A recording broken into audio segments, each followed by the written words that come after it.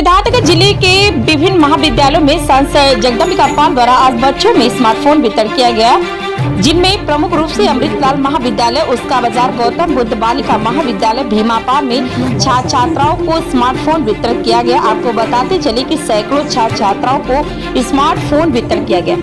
Smartphone पाकर छात्र छात्राएं के चेहरे पर खुशी देखने को मिली। और वहीं प्रधानमंत्री नरेंद्र मोदी की माता हीराबेन के निधन पर सांसद जगदम्बिका पाल भावुक होकर कहे कि सबसे पहले संस्कार में अच्छी भूमिका रहती है। कार्यक्रम में शिक्षक विधायक ध्रुव कुमार त्रिपाठी, प्राइवेट महाविद्यालय संघ के अध्यक्ष मुमताज अहमद व महाविद्यालय संघ के अध्यक्ष मुमताज अहमद व महाविद्यालयों के प्राचार्य, प्रबंधक, अध्यापकगण, ये उनके अभिभावक भी मौजूद रहे। वहीं सांसद जगदम्बिका पाल ने कहा कि आज देश भर में दुखद क्षण है और आज जहां पूरे देश में शोक होना चाहिए था, लेकिन ऐसा नहीं किया गया है। प्रधानमंत्री नरेंद्र मोदी के माता के निधन के बाद भी वर्चुअल कॉन्फ्रेंसिंग में जुड़े हुए हैं। इससे लोगों को प्रेरणा सीखनी चाहिए कि कितना बड़ा क्यों न संकट आ जाए, लेकिन अपने लक्ष्य पर ध्यान देना चाहिए। वहीं सांसद ने स्मार्टफोन पाए हुए छात्र छात्राओं की उज्जवल भविष्य का शुभकामनाएं भी दिए। ये मेरा नाम है डॉक्टर मनु शर्मा और इस महाविद्यालय की मैं प्राचार्य हूँ।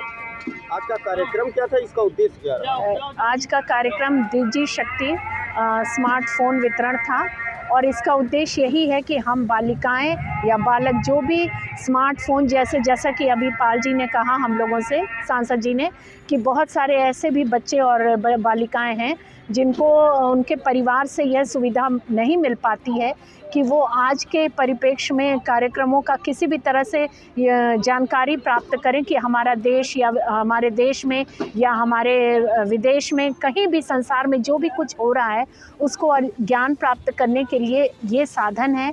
और इस साधन का ये सरकार जो है बच्चों को देना चाहती है कि वो इसका अधिक भरपूर मात्रा में इसका उपयोग करें और लाभान्वित हों और आगे बढ़ें।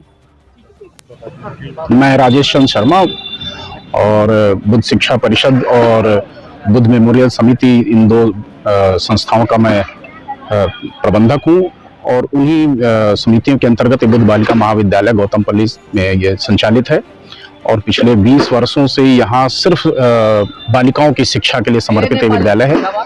जैसा कि आप जानते हैं, पंडित रामशंकर मिश्रा जी जो यहाँ के मालवी भी कहे जाते हैं, उन्हीं की ये प्रेरणा से ये विद्यालय स्थापित हुआ और निरंतर उच्च गुणवत्ता की शिक्षा बालिकाओं को, सिर्फ बालिकाओं के लिए ये स्थापित हुई है और उच्च गुणवत्ता की शिक्षा दे रहे हैं। आज का कार्यक्रम क्या रहा? आज का कार्यक्रम जैसा आप जानते हैं कि उत्तर प्रदेश सरकार जो योगी आदित्यनाथ जी महाराज के नेतृत्व में चल रही है, इन्होंने चुनाव के समय अपना वादा किया था कि बच्चों को ये स्मार्टफोन वो उपलब्ध कराएंगे। जैसा कि आज की आवश्यकता है, बच्चों को बहुत सारी देश विदेश की जानकारियां जल्दी से जल्दी प्राप्त हो जाएं, तो इसलिए उसको दृष्टिगत रखते हुए उन्होंने वादा किया था और मुझे बहुत हर्ष है कि उन्होंने बहुत अल्प समय में अपना चुनावी वादा पूरा किया है। बच्चे आज लाभान्वित हुए, बहुत हर्षित हुए और आगे भी मैं उम्मीद करता हूं कि ये बच्ची स्मार्टफोन का अच्छा सदुपयोग करके। बच्चे आज कुल 58 बच्चों को वितरण किया जाना था, जिसमें लगभग 40 बच्चियों को आज हम लोगों ने वितरण कर दिया। शेष बच्चे जो है कल परसों में आकर के। क्या संदेश देना चाहूंगा? मैं संदेश देना चाहूंगा कि बच्चियां इस स्मार्टफोन का अच्छे से इस्तेमाल करें, स्मार्टली इस्तेमाल करें। इसमें दुधारी तलवार की तरह है और अगर इसका सकारात्मक प्रयोग करेंगी तो उनका जीवन बनेगा। इसके नकारात्मक पक्षों को अभी पीछे रख करके और सिर्फ इसके सकारात्मक पक्ष को ध्यान में रखते हुए इसके जो सकारात्मक लाभ है उससे अब लाभान्वित हो और अपने जीवन को आगे बढ़ाएं। आज देश में एक बहुत दुखद क्षण है।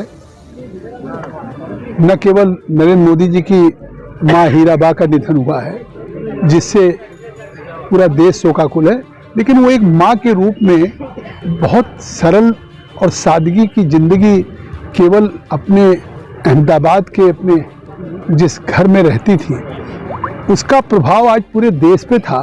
और जिस तरह से वो प्रधानमंत्री होने के बाद भी जब मोदी जी जाते थे तो अपने हाथों से कुछ खिलाती थी, पानी पिलाती थी, चलते समय ₹1.25 देती थी।